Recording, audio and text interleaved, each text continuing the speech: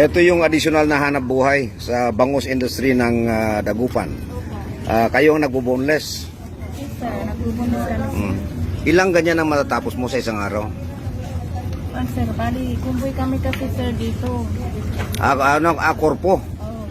So sama-sama kayo. Sama-sama. Pero kung ikaw, ilan ang maubos mo sa isang araw? Mga 200. Wow. 200 na piraso sir. 200. Lahat kayo mga ilan ang matapos nyo? Mga, bigari kita tayo brinan natin. 4,000. Ganun sir. 4,500. Bah! Okay, daily. So, iba yung tagahiwa, iba yung tagahugas, iba yung tagakuha ng buto.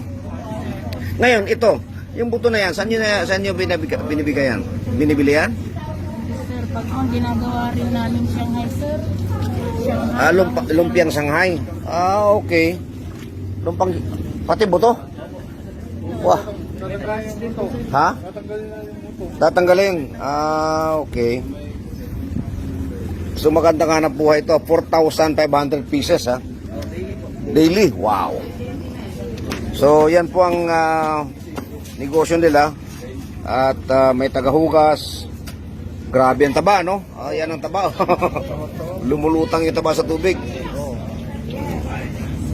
So ninuhugasan and then dinidibone. Saan naman dinadala yung nadibone na?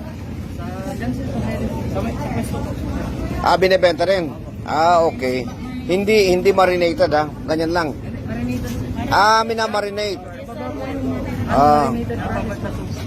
Okay. Ngayon, pag marinated na magkano isang kilo? Bali per pack na po. Per pack. Ilan, magkano isang pack? Sa isang pack sir, 3 piraso. 3 piraso magkano benta?